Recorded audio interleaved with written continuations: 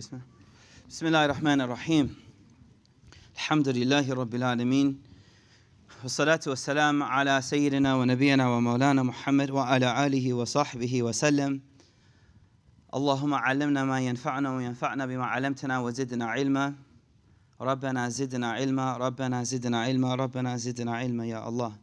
Allah, we ask you to increase our knowledge. Ya Allah, we ask you to give us knowledge of those things that will make us closer to you, Ya Arhamar Rahimin. Ya Allah, we ask you to make this a gathering by which we are encouraged to grow closer to you, to give up our ways of life that bring us away from you, Ya Allah. Ya Allah, we ask you for your love. We ask you for the love of those actions that will gain your love. And we ask you for the love of those people that you love, inshaAllah. Bismillahir Rahmanir Rahim. So we're on our third session of the journey where we're talking about this journey into the akhirah from the moment that a person is leaving. And before we start, I want to make sure our intention is in the right place. I read a quote that really hit me hard. I read it like on Monday. So alhamdulillah, I've been on a high for a minute. You know what I mean? Alhamdulillah. So this quote was, imagine that you've already stood before Allah. You've already stood before Allah, but you messed up. And so you asked Allah for another chance, and He gave it to you. So imagine right now you're living that second chance. Imagine right now at this moment, you asked al-iqala, like, Ya Allah, send me back. And He was like, okay, go back. You got one more chance. When I read it, it really set the stage for what we're studying, because the purpose, you know how they say like hindsight is 20/20 vision? And the idea is like somebody who lived life already, when you go through it and you look back at college or you look back at high school, you're able to reflect it like, oh, I know what I should have did. So hindsight is 20/20. It's beautiful that the Prophet ﷺ has given us the perspectives of what's coming, because we're afforded the perspective of hindsight without actually living through it. You feel me? Nah, y'all ain't get it. Look, y'all ain't get it. We didn't get there yet. We didn't get to the qabr yet. We didn't get to the grave yet. We didn't get to the angels pulling our soul out yet. We don't know, right? But by the Prophet telling us about what people are going to say, what they're going to experience, it's as if we're benefiting from hindsight vision. Like, oh, this is what some people will say. Well, what's the benefit of that? The benefit is that you get to live life now as if you already know what's going to go down over there. And so the reason I just wanted to share that quote, like, live life today as if you already stood before Allah and you messed up and you were like, give me a second chance. He's like, all right, you got a second chance. Go back. Live today and this moment on, and every day you wake up as if it was a second chance and you already were sent back. When I read that, it just hit me like, subhanallah, like really take advantage of what we're living here today.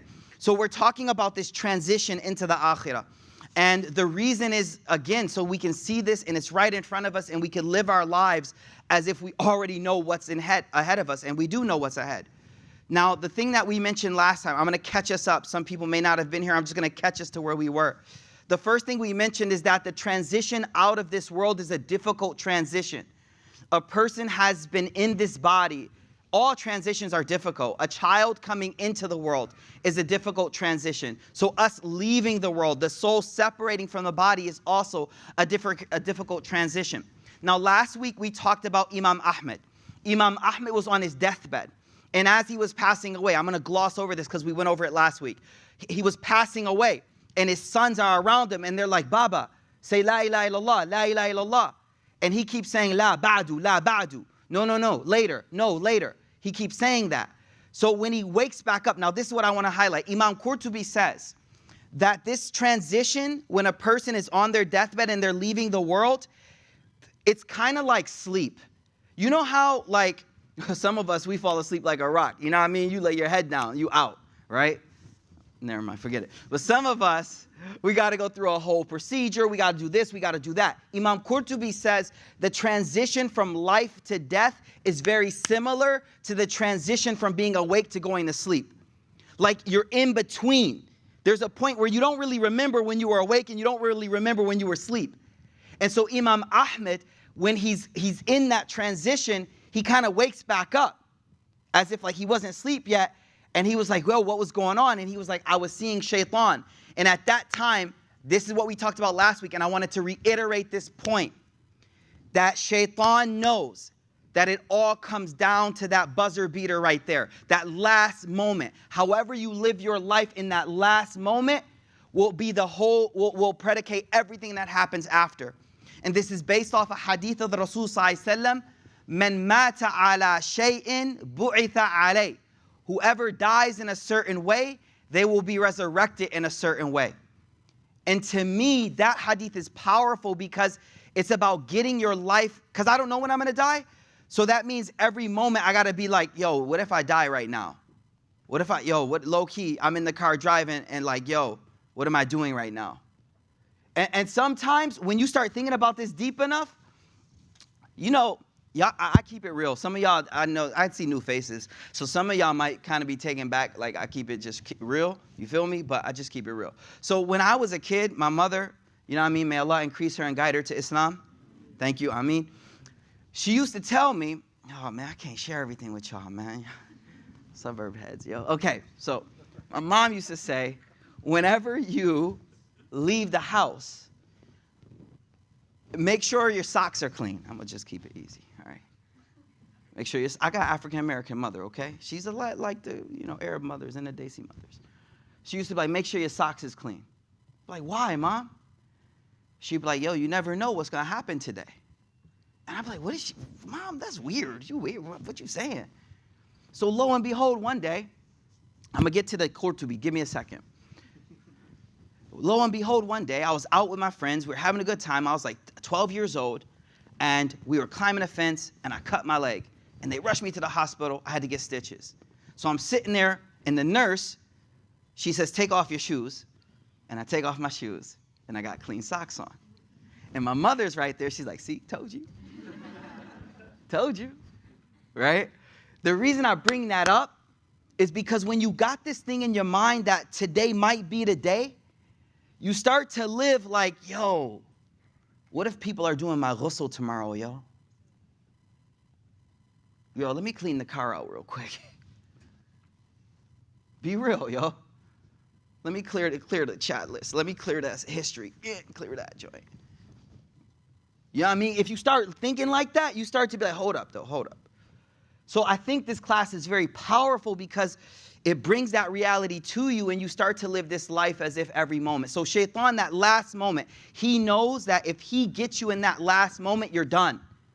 And so as we mentioned, I'm not going to go over everything because we will be redundant, but he tries everything he could possibly do. Hatta, to the point where he comes in the form of your mother and father and says that I didn't die as a Muslim, you shouldn't die as a Muslim either. Because he knows if he could get you in that last moment, then that's all that matters. That's all that matters. Now, to die in a horrible state is called su'ul khatima, to have a bad ending. And this is a heavy topic, man. It's hard. I know it's hard. This whole class is hard. But this is what we need. As fitness get hard, the medicine has to be amped up too. So su'ul khatima is to end in a bad state. It's to die in a bad state. And the Prophet ﷺ used to seek refuge. Oh Allah, protect me from dying in a bad state. And he used to make this dua, write it down. He used to make dua, oh Allah, make my best actions the last one. Write that dua, know that dua. Oh Allah, make my best actions the last one. So let's get back into the journey. So the angels come and they begin to take out the soul. And as we mentioned, the hadith says that when the Malakul Maut comes, the angel of death comes in different forms depending on how you lived. He in a way is anthropomorphizing your own way of life. He comes as a resemblance of who you were. If you were beautiful in this world, he comes beautiful. But if you lived in a wretched way, in an ugly way, then he comes in that way. And then he comes and he begins to take out the soul. And the hadith says that depending on who you are and how you lived, predicates or it determines how your soul will come out. Now we mentioned the Prophet ﷺ even had a difficult death. So Aisha said, it doesn't matter who you are, death will be hard. It's a transition. But what we do know is that the Prophet then taught that when the angel pulls, they begin to speak to this person. Like, come, come. Ya ayyatuhan nafsu tayyiba, ukhruji. Oh, you pure soul, come, come, come. And they're pulling this soul out just to make it a little easier.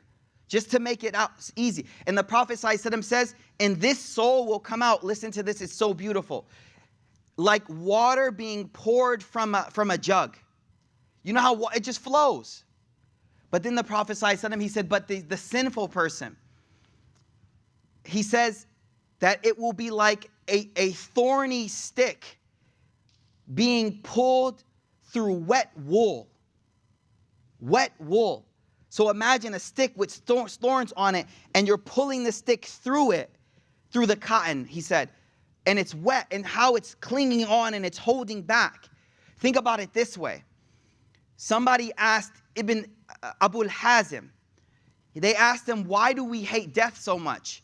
And he said these beautiful words. He says, because ammartukum ad-dunya wa kharrabtum akhirah. You built up your dunya, and you know kharabtum. You destroyed your akhirah. So you don't want to go to where you didn't get ready. So what this means is that some of the souls, when this angel is coming, is like, I don't want to go. I don't want to go. And it's clinging, clinging, clinging, clinging until and now the angels are saying over and over again, ukhruji, ya ayatuha nafsul khabitha. Oh, you wretched soul, come out, come out. And they're pulling hard, and they're pulling hard, and they're pulling hard. We did this last week. I'm just recapping. So the angels pull this soul out. And now this soul is out, good or bad. And as this soul, and remember, the power of this class is you gotta make it about you, yo. You gotta make what you're hearing about you. It's gotta be you on this journey.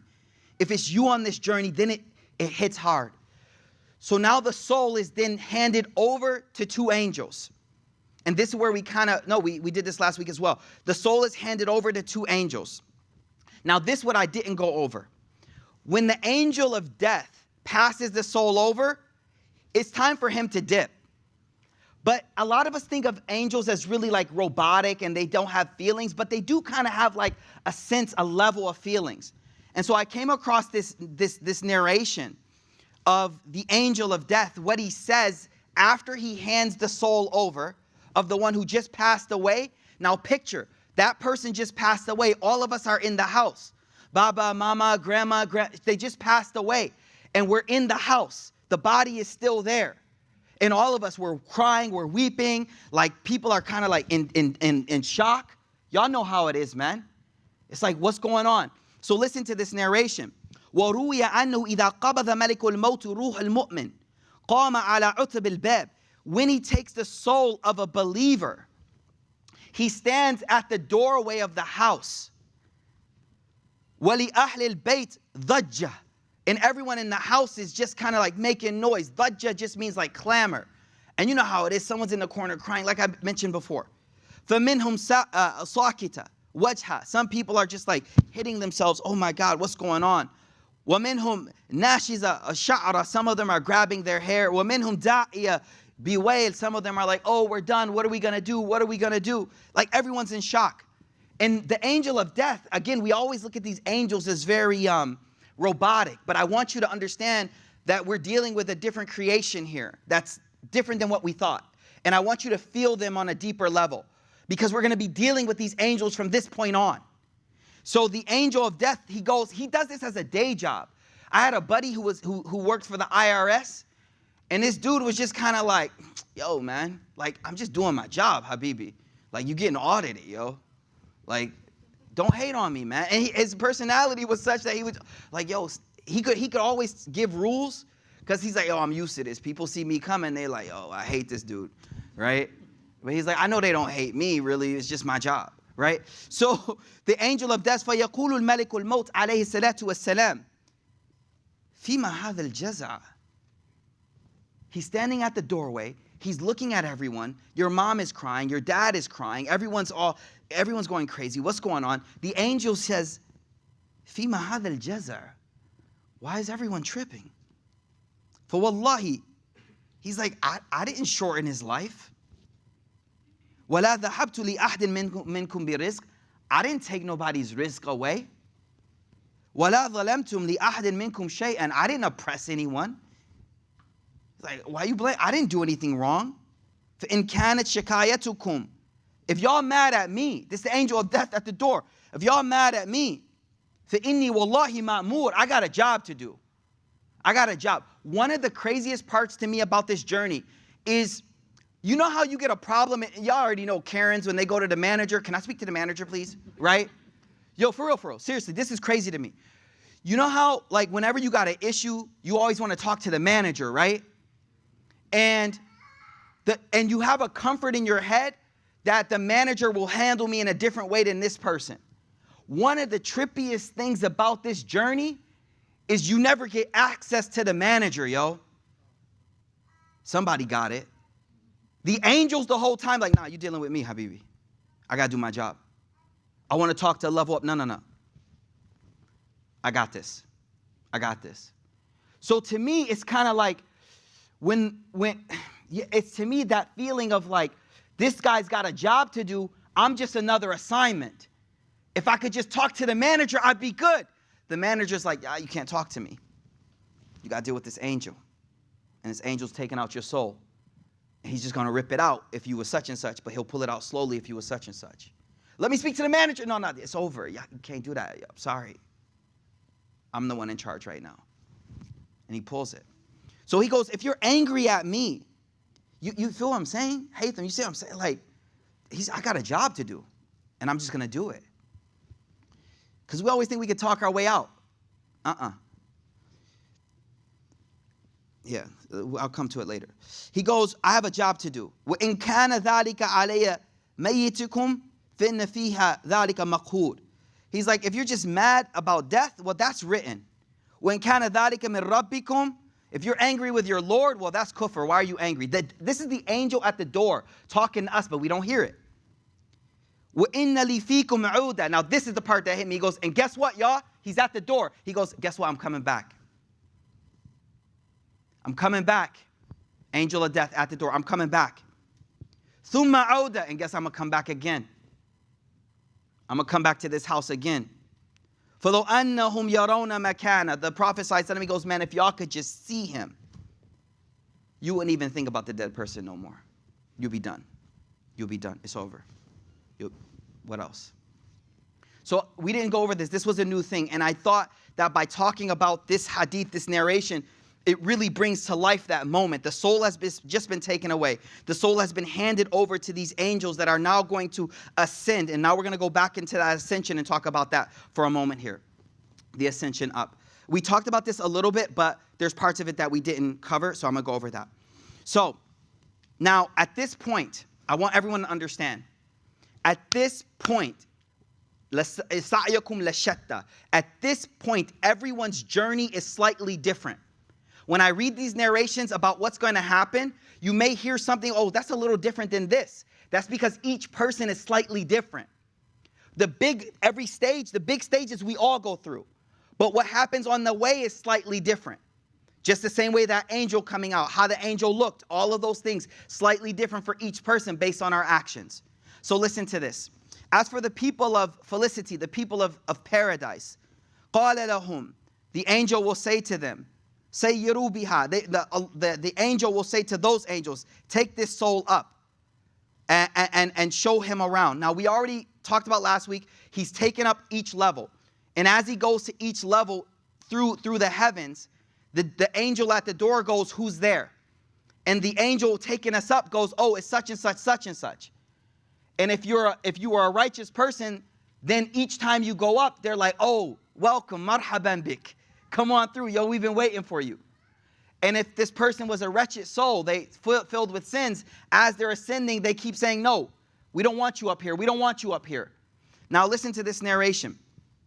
فَيَسِيرُ بِهِ فِي الْجَنَّةِ عَلَىٰ قَدْرِ مَا يَغْسِلُ الْمَيِّتِ. So while this person is on earth, the body is dead.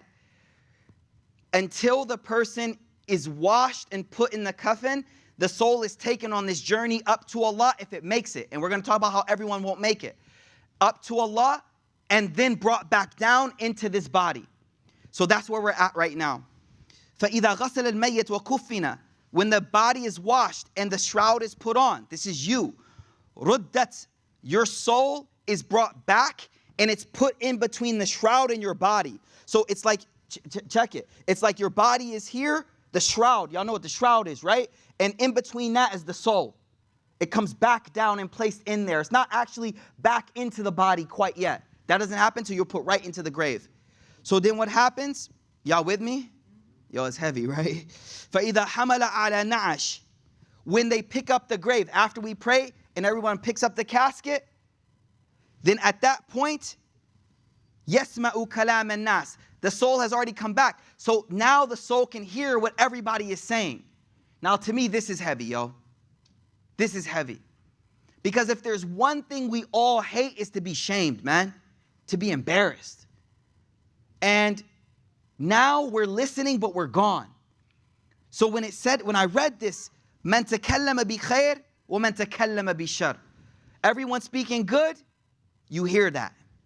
And everyone speaking evil, you hear that as well. How did you live? How did you live? فَإِذَا وَصَلَ إِلَىٰ قَبْرِهِ, the body is brought to the grave. And I'm going to go in more detail with all of these stages in a minute. وَصُلِّيَ عَلَيْهِ, we pray janazah. رُدَّتْ فِيهِ الرُّوحِ, now the soul is placed back into the actual body. وَعُقِّدَ ذَاتَ الرُّوحِ وَجَسَدٍ, and the person sits up. And now we move on to the next and final test, where the two angels ask the questions. Before we go there, let's go forward a little bit more. I want to go back to this pulling out, and I want us to get a deeper picture of it. The hadith says, as for the disbeliever, فَيُؤْخَذُ نَفْسَهُ عَنَفًا, he's taken forcefully. And the angels say, come out, you filthy soul, in a filthy body. When I read that this week, it hit me different. Because Islam focuses on external and internal purification. Meaning you could be praying in the masjid, giving sadaqah, doing hajj, umrah, everything, but in your heart you sitting there hating, backbiting people. Why is she wearing that scarf? Why my man always trying to sit in the front? He thinks he's whatever, yo. Hey, assalamu alaikum wa rahmatullahi wa barakatuhu. Putting all the extras, but inside, khabis. You feel me? So the beautiful part is the angels, you can't play them.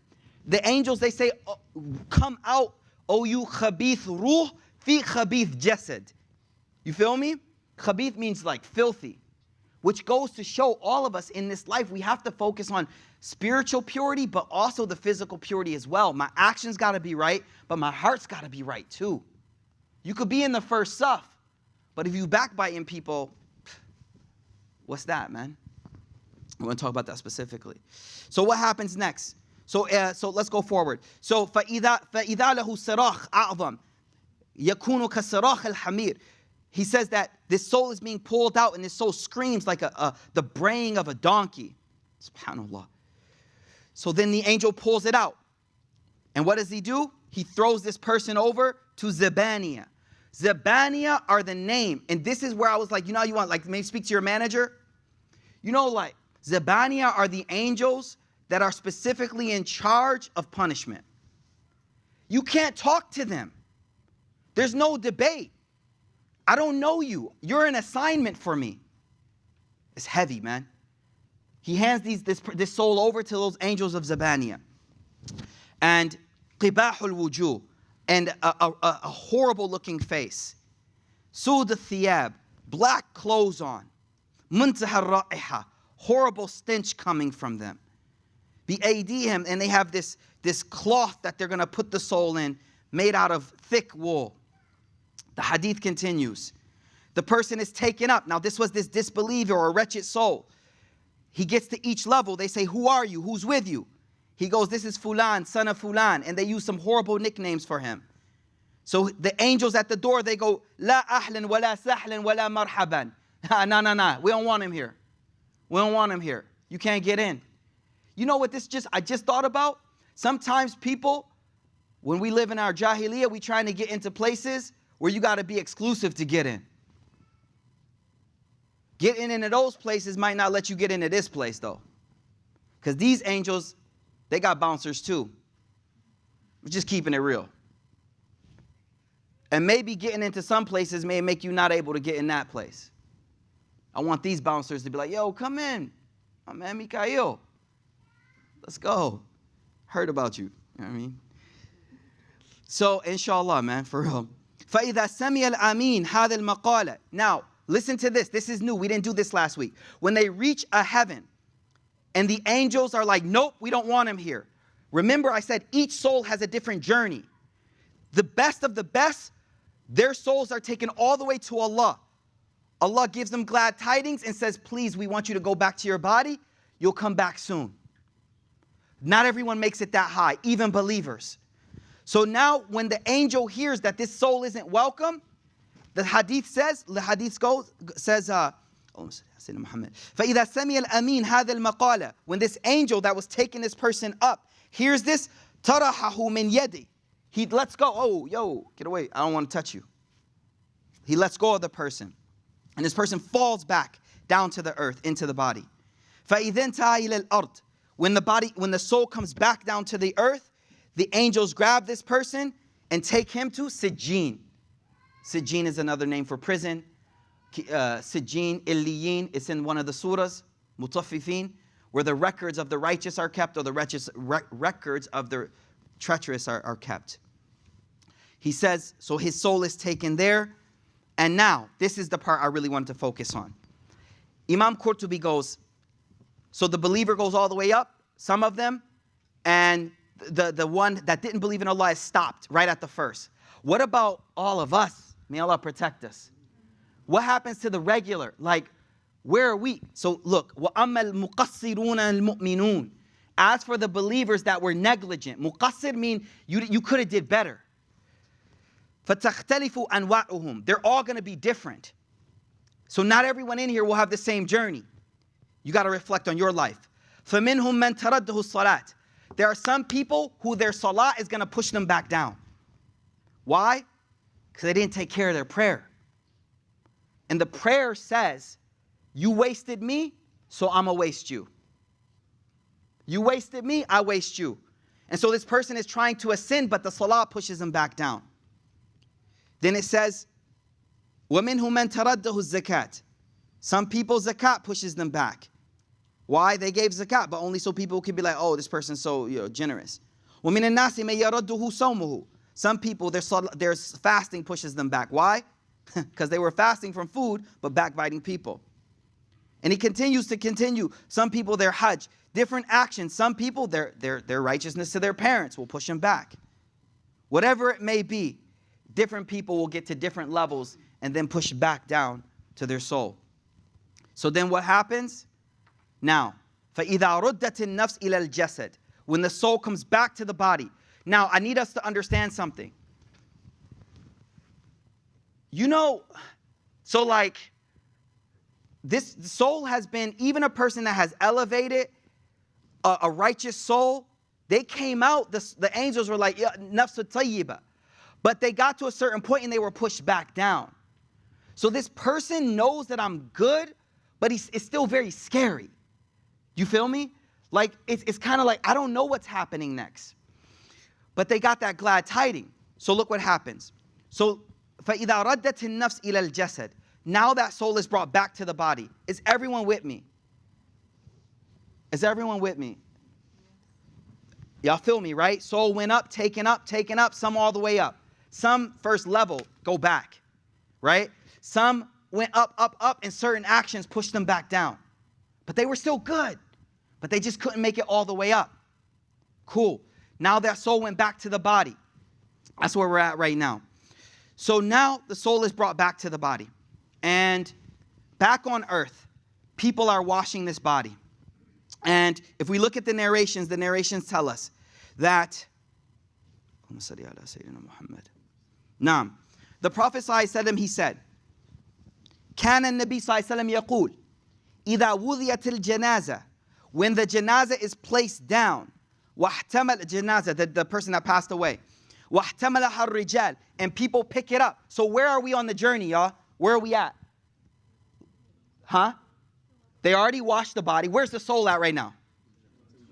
It's in between the shroud, exactly. In between the shroud and in the body. So everyone's in the masjid. We just prayed salah, and now we pick up the person, right? So this person The soul and the body are there together. That's what I need us all to understand. By this point, they came back. So everyone has it. فإن كانت, this is the hadith of Rasul. فإذا كانت فإن كانت صالحة. If this was a righteous soul, قالت قدموني قدموني.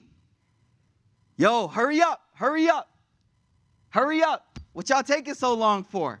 This soul already knows I got goodness ahead of me. This soul already knows, like, yo, the angels pulled me out smooth. I went up to the heavens. Everybody was like, you smell mad good, yo. What kind of itter you got? You like, yo, that's the mu'min sweat right there, yo. That's that believer sweat right there. What you know about that? So this person knows. So now he's back in the body and he's saying to everybody, qaddimuni, qaddimuni. We got to be wise. Everyone in here is young heads. We got customs in our families. They be like sending bodies overseas, waiting like a week because I moved from such and such got to come. And mom moved from such and such got to come. Nah, y'all. The body is supposed to be buried quick because that person is like, yo, he could come to my grave. I'm trying to get there. Qaddimuni, qaddimuni. So it's important for us to know, yo, as a family member, you got to be like, hey, y'all, Shaykh said, Hadith said, we're supposed to do this quick. Quick. Alhamdulillah, our grandmother passed away, man. Like, she died on a Jummah, man. Like, Jummah on Thursday night. They prayed Jummah. They prayed Jummah. What are we waiting for? She's ready. She's tired of this dunya. I read one narration I was going to share with you, and this is the perfect place to share it. It says, إِذَا عَيَنَ الْمُؤْمِنْ مَلَائِكَةً. When the believer sees the malaika, the angels now, they say, قَالُوا أَنْ نَرْجِئَكَ إِلَى الدُّنْيَا. You want to go back? He goes, إِلَى دَارِ الْهُمُومِ. To that spot? The place of worries? Nah, I'm good. I'm good. وَأَمَّا الْكَافِرِ. You want to go back? You're like, yeah, send me back, man. Let me go back. Let me get another chance. So the Prophet ﷺ, he said, we pick it up. Now you can hear the janazah saying, what? Hurry up, hurry up. Then what happens? وَإِنْ كَانَتْ غَيْرُ صَالِحَةً. If it isn't a righteous soul, may Allah protect us. قَالَتْ يَا وَيْلَهَا. This is crazy, yo. If it wasn't a righteous soul, then it goes, يَا وَيْلَهَا. Where are you taking me? Where are you? أَيْنَ تَذْهَبُونَ بِي. Where are you taking me? Where are we going? Where are we going? It has no clue what's up ahead. And y'all know, man, when you go on a journey you've never been before, it seems like it takes way longer than coming back. Because the unknown is scary, man. The unknown feels like it takes forever. Just waiting. So this soul is saying, where are you taking me? Where are you taking me? Yasma'u sawtuha. This is crazy. The Prophet said, every creation can hear this soul except for humans and jinn. And the Prophet ﷺ, he then said, and if you could hear it, we'd pass out from hearing it. So this casket is being carried, and all the creation, angels, all these other things, they hear it. But the Prophet ﷺ says, but Allah has protected us from hearing that. Because we wouldn't function. He goes, you wouldn't even be able to function in this dunya. So now the body is being carried. Where are you taking me? Where are you taking me? Now as we're going to the janazah, there's a hadith. The Prophet ﷺ, he says, what follows you to the grave? We're driving to the janazah. We're driving to the qabristan, to the qabr. Maqbara. We're driving there. قال رسول صلى الله عليه وسلم يتبع ميت ثلاثة. 3 things are following behind your casket, each and every one of us. 3 things behind Mikaeel's casket. فيرجع اثنان ويبقى واحد. 2 of those things will go back. They ain't going to stay with you. And 1 of the things will stay right there with you in the grave. Right there with you in the grave. There was a scholar, forget his name. He taught another student of his for 30 years. After 30 years, he goes, yo, I'm old. You've been with me for 30 years. Tell me something you learned from me. He said, Shaykh, I learned 8 things from you. What? 30 years, 8 things? These better be good. These better be good. One of the things he said, you've taught me that everything and everyone we love will forsake us one day. So therefore, I have learned to love righteous actions because it's the only thing that's going to stick with me. Now, it's not hitting you yet. You know why? These righteous actions, We're going to read a narration in a moment. These righteous actions, your prayer, you're waking up for Fajr, you're staying up for Isha, anything, everything, it comes in the grave and protects you. I don't think you get it, man. I don't think you feel it. Like that Fajr that you were doing and waking up for, like, oh man, I got to get up. I got to get my Asr. I got to pray. I got to do this. The Prophet says that you're in the grave and punishment is coming and this beautiful person is next to you and you're like, yo, who are you? He's like, Habibi, I'm your Salah, yo. I'm your Salah. I got you. I got you. We're going to get there now, but I just want us to understand your connection with actions. What do I say when I start this halaqah? Oh Allah, we want your love. Oh Allah, we want the love of people that love you. But what do we want? The love of the actions that you love. Because those actions come in a physical form. What will your salah look like? I don't know. I hope mine is handsome dude, big dude, strong.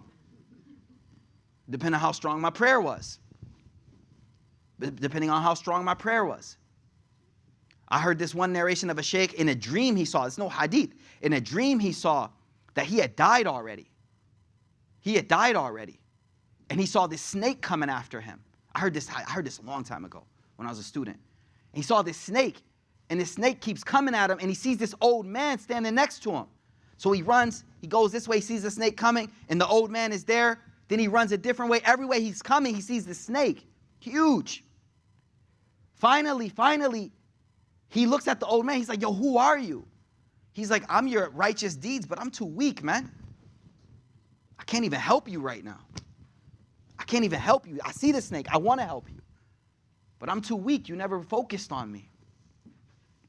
The reason I'm saying that is like the actions can become more human-like to you. Somebody's like, yo, we going to miss Asr. You're like, yo, I love Asr. That's my boy right there. Asr? Nah, yo, that's my Habibi right there. You feel what I'm saying? It's a different connection. Oh, no, yo, we might miss our Quran this morning. Quran? Nah, I love Quran, yo. That's my man. That's my sister. I don't know, whatever. You know what I mean? You feel me? Like that's the relationship you want to have. We're going to get to that hadith. But what does this narration say? 3 things will follow every casket to the grave, every one of us. 3 things. 2 of them go back, 1 of them stays.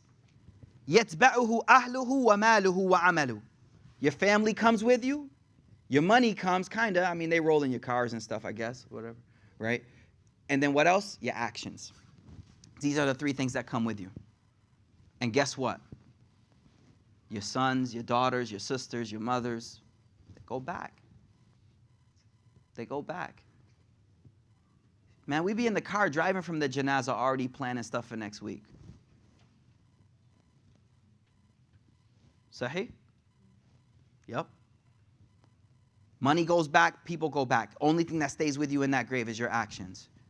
So learn to love righteous actions, yo. Learn to love righteous actions. But remember, there's 2 sides of every coin. If you love evil actions, and evil means whatever the Rasul called evil, then they might be in that grave too with you, man. Right there next to you. So learn to hate those and learn to love those. And that's one of the lessons here. So now we're traveling. 3 things follow. Now we are at the grave. This is the next stage. So for those of us on this journey, I don't know what stage this would be, but we are at a major stage at this point. We're at the stage of the actual qabr. It's a big one. So what is qabr? Qabr means the grave. Qabr is just a state, everything after death until qiyamah. Because a lot of people came up to me after halaqah, they're like, what if a shark ate me? Like, where's the qabr, right? Like, whatever. No, for real, it's a good question. The scholars already mentioned it and stuff, right? So the physical body, presence or not, doesn't affect this. We're in a different dimension. It's a different dimension. So those things don't affect. But scholars have written extensively about things like that. So anyways, so we're in the qabr. What does qabr literally mean? It means what in Arabic? Grave, right? But it's a stage. Does that make sense? It's a stage that you're at. Everything before what? Qiyamah, and after? Death. Exactly. Look at y'all. MashaAllah. Tulabul ilm. Right? So everything after death and before Qiyamah is called the qabr. The other word for it is barzakh as well, right? In between. So where are we at? So we're at the qabr. What is the qabr? Low key, y'all, the qabr is the last test of the dunya. I'm going to say that again because I really want you to hear what we're saying. The qabr is the last test. So the whole life was a test. The whole life was a test. But the final exam is the qabr. And this final exam has 3 questions. Before we get to that, hold up. Uthman bin Affan. Uthman bin Affan. There's a narration here. Where's the narration? Uthman bin Affan. He used to, it's narrated that Kana Uthman radiyallahu an. إذا وقف على قبر بكى حتى يبلى لحيته. Whenever Uthman would come to a grave and had to bury someone, he would cry until his whole beard would become like wet from his tears. So somebody said to him, they're like, yo, whenever you talk about Jannah, Jahannam, hellfire, heaven, you don't cry that much. But whenever you talk about the grave, you cry like a baby. Why? What's up with that? And he says, قال, I heard. قال إن رسول صلى الله عليه وسلم قال إن القبر أول منازل الآخرة. The qabr is the first stage, the first level, the first actual waypoint, checkpoint. Call it what you want. It's the first rest stop of the soul. And he says what? فَإِن نَجَى. If you make it here, فَمَا بَعْدَ أَيْسَرُ. Everything after is easy. So I want to reiterate this because everything we read up to now sounded heavy, but low key, this is the heaviest moment right now. This is the heaviest moment. So the Prophet sallallahu alaihi wasallam, كنا مع رسول صلى الله عليه وسلم في جنازة. We were with the Prophet sallallahu alaihi wasallam at a janazah. فجلس على شفير القبر. He sat at the edge of the qabr. فبكى, and he just started crying. وأبكى, and he made everyone else cry too. You know how it is, man. Sometimes someone around you love is crying, you cry too. حتى بل الثرى. He was crying so much, the ground got wet. That's the Rasul صلى الله عليه وسلم. ثم قال يا إخواني لمثل هذا فأعدوا. He said, yo, brothers and sisters, this is what we're getting ready for. This is what we're getting ready for. This stage, as the person is brought to the grave, Imam Qurtubi, he narrates that the grave speaks. The grave welcomes the person or doesn't. Abdullah bin Ubayd bin Umair, he says, يَجْعَلُ اللَّهُ لِلْقَبْرِ لِسَانًا يَنْتِلِقُ بِهِ. Allah gives the grave a tongue it speaks with. فَيَقُولُ. You're there now. You're at the grave. Everyone is around. We're at that spot. يَا بَنَ آدَمَ كَيْفَ نَسِيتَنِي. He says, oh Mikaeel, how'd you forget about me? Who's speaking right now? The grave. أَمَا عَلِمْتَ أَنِّي بَيْتُ الْأَكْلَةِ. Don't you know I'm the al-akla is a termite or like a small bug, a duda. He goes, don't you know I'm the house with insects in it? وَبَيْتُ الْوَحْدَةِ. I'm the house that you're alone in. وَبَيْتُ الْوَحْشَةِ. Don't you know I'm the place that you'll be alone and scared in? Listen, after every prayer, the Prophet ﷺ used to make dua. Hear me out, y'all. The Prophet used to make a dua after every single prayer. Allahumma inni a'udhu bika min adhab al-qabr wa min fitnat al-mahya wa mamat wa min sharri fitnat al-masih ad-dajjal. When I came to the halqa, I was like, I want everyone to know this dua. The Prophet, he used to say after, you know, what is it? After Salah ala Nabi sallallahu alayhi wa sallam, and then you read, Innaka Hamidun Majid. The thing he would read next is, Oh Allah, protect me from the adhab of qabr. Oh Allah, protect me from the adhab, the punishment of the qabr. So, let's continue on this, what's going on at this moment. The narration says, Inna al-qabr yatakallam al-abd idha wudhiya fi. The person is put into the grave begins to speak to you now. You're home now. You're welcome. You're here. And what does the grave say? Ya bana Adam ma gharraka bi. O son of Adam, daughter of Adam, how'd you forget about me? Alam ta'lam anni baytul wahda. Don't you know I'm the place you'd be alone in, the house of loneliness. Anni baytul dhulma, I'm the house of darkness.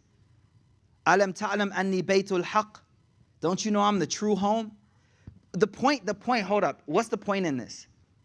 Remember I told you hindsight is 20/20? Right now you're like, oh, what's the big deal? What's the big deal of me knowing that it's gonna say this? It's because you're getting information about that now, yo. You're getting information about what's gonna go down in that exam hall right now, what it's gonna be like over there. To prepare for it, to be ready for it. So the narration says, فَإِنْ كَانَ مُؤْمِنْ فَمَاذَا لَهُ. What happens if it's a believer placed in the grave? يُوسَعُ لَهُ فِي قَبْرِ وَيَجْعَلَ مَنْزِلُ أَخْضَرَ. Actually, let's read another narration. There's a powerful narration that mentions what happens to the person when they're placed into the grave. Okay. Okay, so here we go. This is a very beautiful dua. It does back up a very beautiful narration. It does back up, but it explains this moment in the grave in most detail. Anas bin Malik, he says, إِنَّ الْعَبْدَ إِذَا وُذِيَ فِي قَبْرِهِ. Indeed, when the servant is placed in their grave, so we're at that spot now. You all know where we are in the stages. وَتَوَلَّ عَنْهُ أَصْحَابَهُ. And everyone leaves. Now, before we talk about everyone leaving, I want to talk about something here. The Prophet ﷺ encouraged us to stay at the grave of the person who we just buried. And Sahaba used to say, there was one Sahabi, I forget his name, he used to tell his students, when I die, bury me, but don't leave as long as it takes to slaughter a camel, skin it, and distribute the meat. Now, I never did it before, but I did it with a cow, and that could take like 5 hours, yo. Low key. What is he saying? And the reason he says, hatta asta'nis bika. So I can get used to where I'm at through y'all. This is beautiful. This is beautiful. You're in a new place. You just moved to a new city. You're in a new home. Who's the first person you call? Your mom. You go to a new place. First thing you call is old friends. Why? Because you need to get comfortable there. You need to get comfortable. So we're in a new place. And this Sahabi, he used to say that don't dip out because I can hear your footsteps leave. And at that moment is when I start to get questioned. So I want you to stay there for 4 hours, yo. That's at least y'all could do for me. Stay there for 4 hours, read Quran, because I'm listening to you and I hear voices. I'm like, yo, that's my man Haytham right there. That's my man Azmir right there. You hear people you know. So it calms you in this new place that you're at. I think this is very, very important for us to realize how real this loneliness in the grave is. That the Sahaba used to be like, yo, don't dip on me right away. Stay right next to that grave and keep me company so that I can answer. Now, let's go forward. The person is placed. People start to leave. This is the Prophet's words, not mine. إِنَّهُ لَيَسْمَعَ قَرْعَ نِعَالِهِمْ. The person in the grave is hearing the footsteps of the people walking away. Walking away, people dipping, they're going home. I got to go to work. I only got a certain time for the janazah. But you're in the grave now. Atahu malakan. Here we go. The test, final test. Atahu malakan. 2 angels come. These angels' names are Munkar and Nakir. This word Munkar and Nakir means we've never seen anything like them. Completely unfamiliar. And every description of them is using language of stuff you've seen before. But how can you explain something with a language that is based on things you've seen, something you've never seen before, something unimaginable? Do you get what I'm trying to say here? You're using language. Everything I say, you've seen something. If I say love, you've seen love. If I say red, you've seen red. But how do I describe something that's unfathomable with language? It's just to get us close, to kind of get us close to the meaning of it. So Munkar and Nakir literally means something like you've never seen before. And we're going to look at descriptions. فَيَقْعَدَانِهِ. These angels come and they sit him up. So the person is laying flat and the angels sit this person up. The soul sits up right there in the grave. فَيَقُولَانِ لَهُ. Here we go. Everyone's questions are slightly different. Now, I know y'all like, oh, I heard this hadith before. I'm going to read a number of hadith, and the reason is, you'll notice the Prophet taught it slightly different. And Imam Qurtubi says, and the reason is because all of us, our lives are slightly different, so the questions are all similar, but slightly different. Let me read through them. فَيَقُولَانِ لَهُ. This narration says that the angels will say to him, مَا كُنْتَ تَقُولُ فِي هَذَا الرَّجُلِ مُحَمَّدٍ. What did you used to say about Muhammad? Sallallahu alayhi wa sallam. أما المؤمن فيقول أشهد أنه عبد الله ورسوله. The believer goes, Rasulullah? No, that's my prophet of Allah. فيقول فيقال له انظروا إلى مقعدك من النار. Look over there. You see that? And he'll see this portal, this window, this wormhole to Jahannam, where he could see everything that's happening there. And they'll say, you see that? That was your spot right there in the hellfire. But it's not yours no more. Look over there now.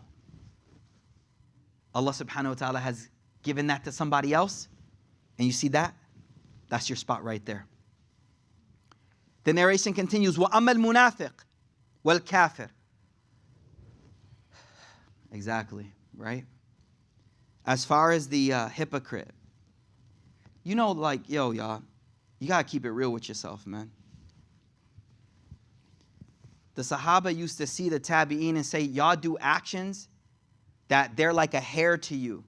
But to us, that would have been a major deal. I read this narration. I wrote it down on my notes. I have like all these notes. They're all spread out.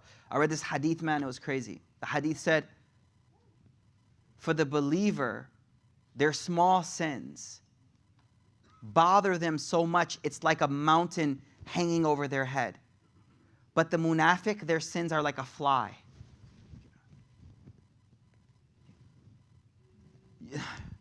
You know what I mean? Like, oh, yeah, whatever. Move. You're messing up my hair. I don't know. No, that hadith is heavy. The believer is kind of like, yo, I was slipping, man. Astaghfirullah. Astaghfirullah. Astaghfirullah. I know it's hard, but we got to work to make that our level again, man. Doesn't mean you walk out of this masjid perfect. That means you walk out doing tawbah, man. Just like, astaghfirullah, ya Allah. The Prophet literally said 70 times a day, yo, if you sought forgiveness. Can you imagine if someone like did something to you 3 times a day and was like, yo, I'm really sorry though? It doesn't register for us. It really doesn't. We're kind of like, yo, that dude's tripping. He ain't sorry. The Prophet's like, no, you are truly sorry. And 70 times a day you slip up, Allah will accept that tawbah, yo. I'm saying that because the reason we treat it like a fly, because it's like, oh, I can't do anything about it. Yes, you can. Yes, you can. Turn to Allah with a sincere heart right now. Ya Allah, help me. Forgive me. I'm sorry. Who knows? May Allah give us life. But who knows what happens later on tonight. The last thing you did was tawbah, yo. Let's keep going. These hadith are crazy. So the munafiq and the kafir, both of them, they were lumped together, man. فَيُقَالُ لَهُ مَا كُنْتَ تَقُولُ فِي هَذَا الرَّجُلِ. What do you say about this man?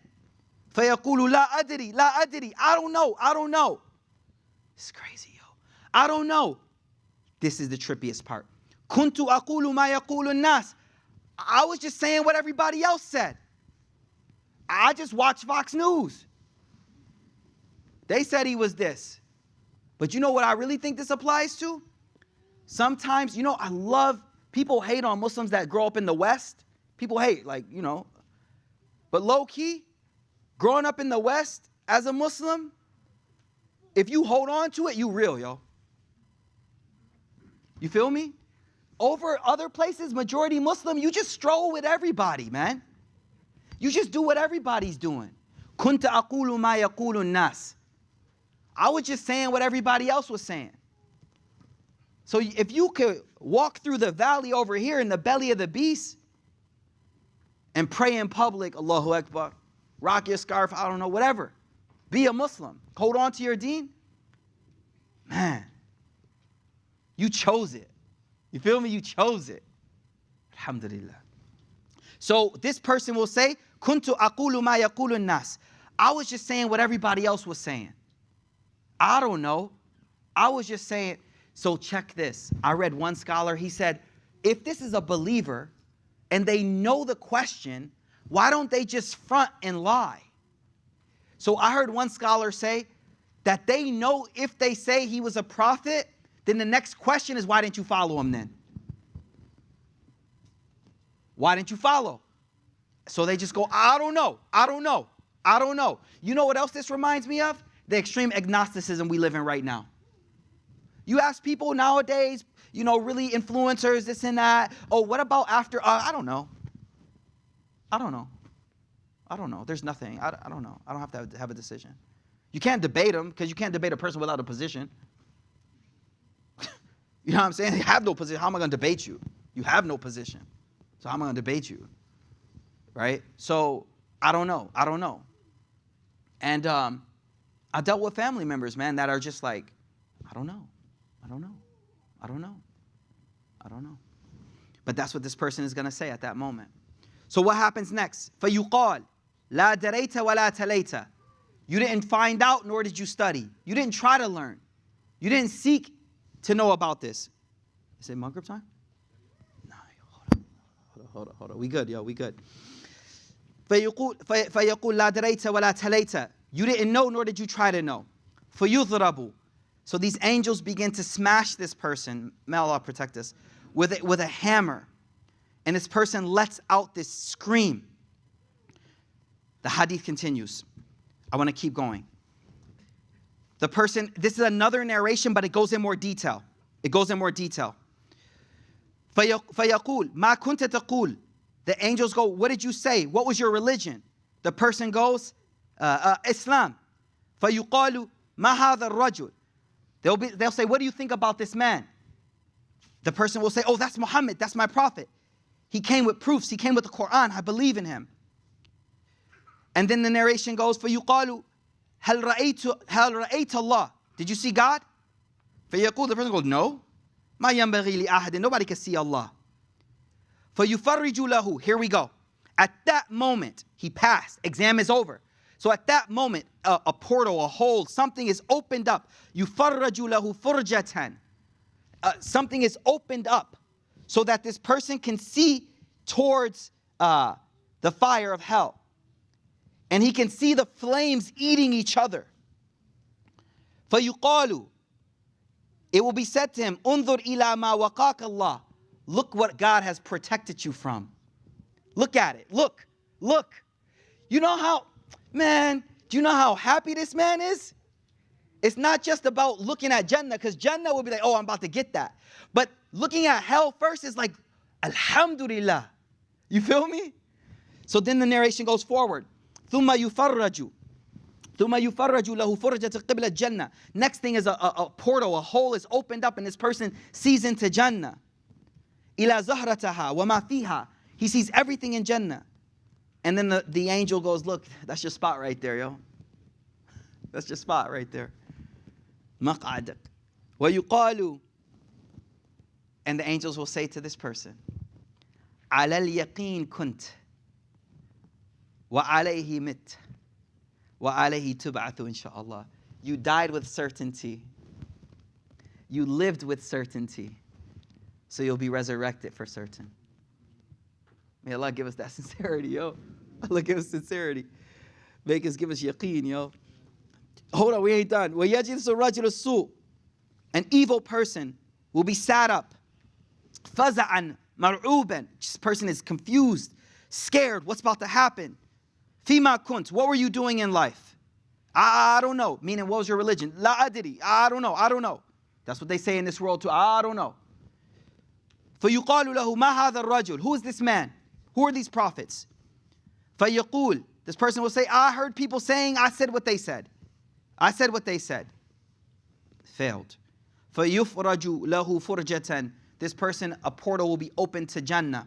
and they will look at it. He will see it. He will see the splendor, the beauty, the people, colors you've never seen, all of these amazing things. He's looking at it, and the angels will close the portal and say, look, this is what you have missed out on.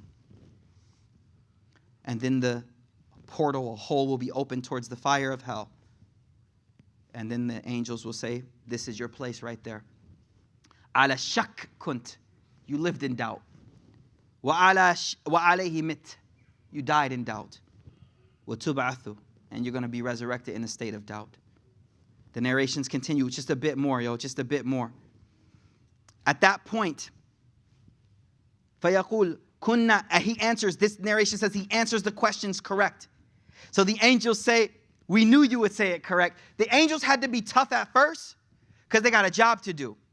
But when the believer answers them correct, like the teacher, never mind, I don't know, whatever. Like, they knew, he had to be like serious, right? But then once you passed, he's got a different persona with you. So the angels, they go, قَدْ كُنَّا نَعْلَمْ أَنَّكَ تَقُولُ هَذَا. They go, now this switches to we're back at the person that answered correctly. You with me? We're going to pray in a minute. Stick with me. They say, oh, we knew you were going to answer the answer's correct. ثُمَّ يُفْسَحُ لَهُ فِي قَبْرِ. Then this person's grave is opened up 70 meters all around and filled with light. So I need y'all to understand that this person in the grave the grave becomes either a pit of hell or a room of Jannah. You feel me? That grave becomes one of those two. At that point, it's widened at that point. فَيَقُولُ. So look what he says, and this we can probably end here. He goes, فَيَقُولُ. He goes, فَيُقَالُ لَهُ نِمْ. They say to him, rest. I love this, because you know how we like rest in peace? The angels go, nim, sleep, rest, chill, relax. We worked hard in this dunya, y'all. This ain't easy. The rest of the creations were like, oh, free will? Can possibly go to hell? Nah, I'm good. I'll be a tree. No, low key, I'm for real. Inna aradna al-amanata ala samawati wa fa'abayna. They're like, nah, I'll pass. Wa hamalaha al-insan. We got a tough job here. And so when you pass the test, everybody's doing your service. Like, yo, you the man, you the sister, yo, you a queen. It's the real queen. So the angels, they say, nim, sleep, rest a bit. Kick your feet up. فَيَقُولُ. This person goes, no, hold up. Arji' ila ahli. He's like, yo, let me go back and tell my fam what happened. Because, like we always want to share the news. We always want people to know. Like, let me tell my son I'm okay. Let me. Subhanallah. And wallah, we don't know how this realm works, but how many scholars, I think it was Imam Muslim, somebody saw him in a dream after he died. We got to end with this probably. Somebody saw Imam Muslim in a dream after he died. And they said, how did Allah treat you? And he said, yo, all my books, all my writing, none of it mattered. What? Yeah, my lectures, my books, my this and that, podcast, this, book, that, none of it counted. So what happened? He goes, one day, I was writing, and a fly landed on the nib of my pencil.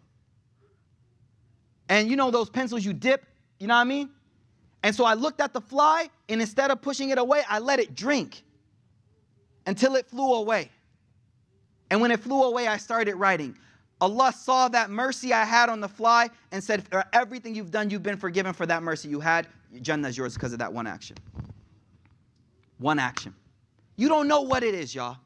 You don't know what it is. You don't know what small deed is going to make Allah happy. So this person here, he goes, let me go back and tell my fam I'm good.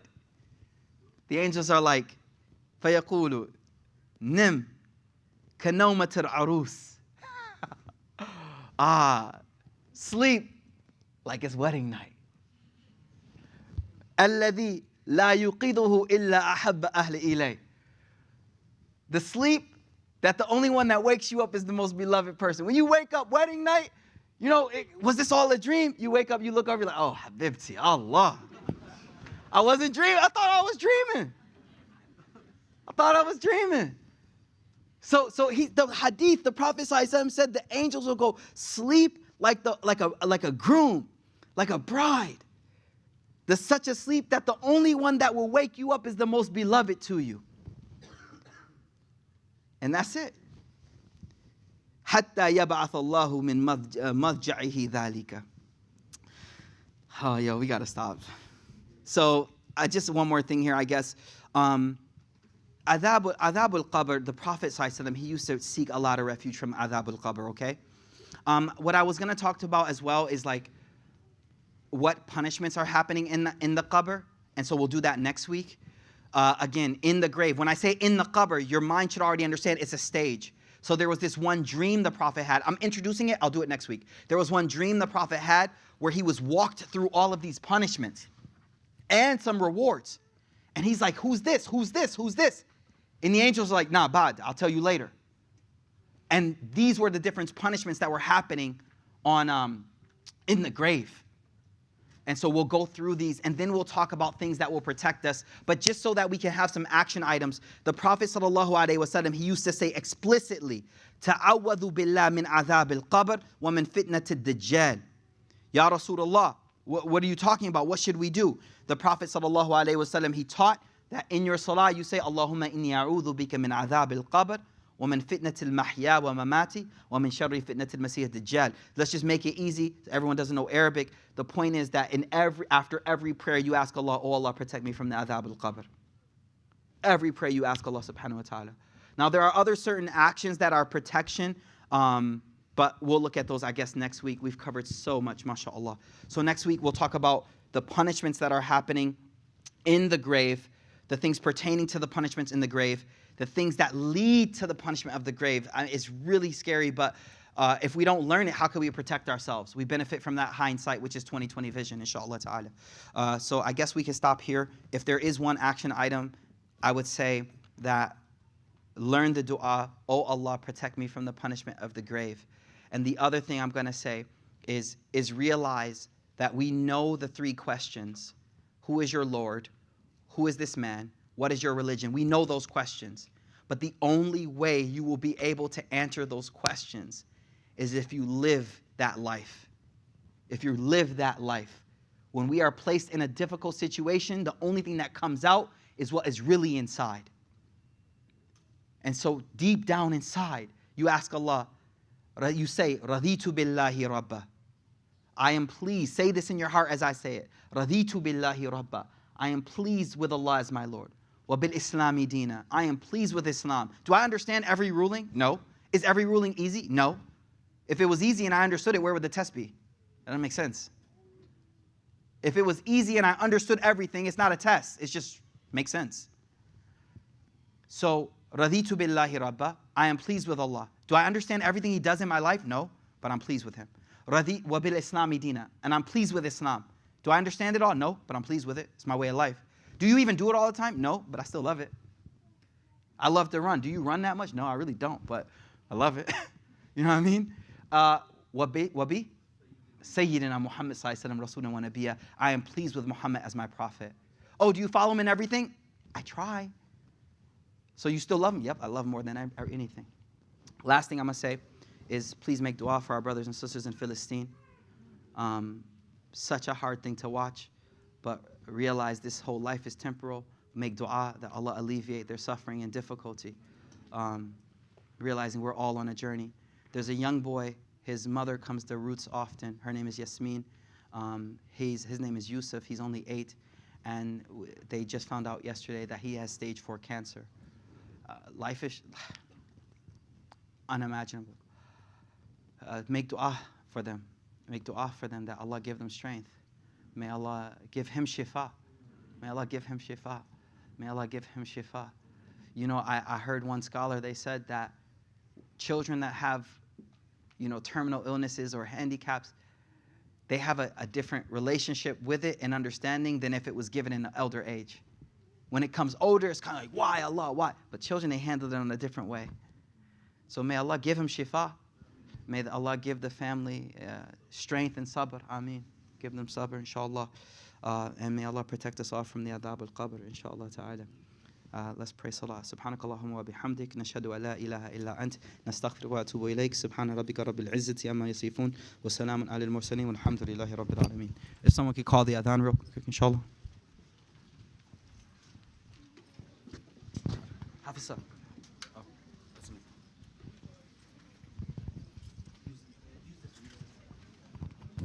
Try not to make it a long one. We're already late a bit.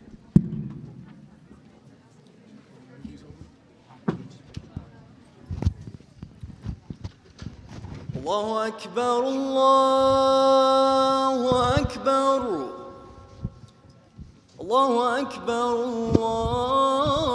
الله أكبر أشهد أن لا إله إلا الله لا إله إلا الله